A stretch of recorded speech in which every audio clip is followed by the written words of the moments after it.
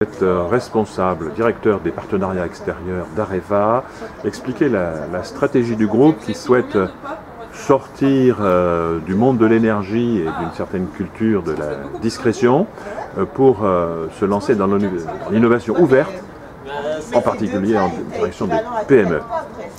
Alors cette démarche s'inscrit dans une volonté qui a été clairement exprimée par notre président et dans le cadre d'un programme qui s'appelle Innovation 2016 pour d'une part bien montrer le caractère technologique de la maison Areva et deuxièmement chercher les complémentarités dans des mondes qui sont différents du monde d'énergie.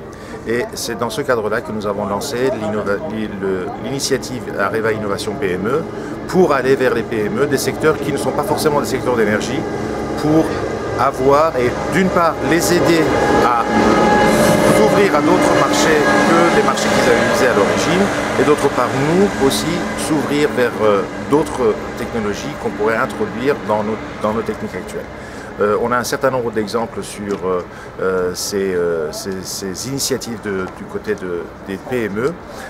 On a premièrement lancé des actions de journées dédiées avec la rencontre Areva et les PME innovantes. On en a tenu une dans la Drôme en 2013 et on va en tenir deux autres en région Bourgogne et en région Cotentin en Normandie cette année 2014. J'ai un autre exemple sur quelque chose qui est totalement nouveau pour le groupe Areva. Par exemple, on vient de s'ouvrir et on est allé déjà rencontrer et on va multiplier ces rencontres avec le monde du textile. Le monde du textile, a priori, n'avait pas grand-chose à voir avec le monde de l'énergie. Un exemple typique, c'est que les textiles innovants, le monde du textile a changé, a évolué. Ils ont mis au point un certain nombre de fibres tissées pour, par exemple, faire des filtres totalement révolutionnaires. Dans l'industrie nucléaire, dans l'industrie de l'énergie de manière générale, on a beaucoup besoin de filtres qui aurait beaucoup plus d'efficacité par rapport à tout ce qu'on utilisait aujourd'hui. Ça, c'est un exemple. Il y a un autre exemple sur les enveloppes externes de pales d'éoliennes, par exemple.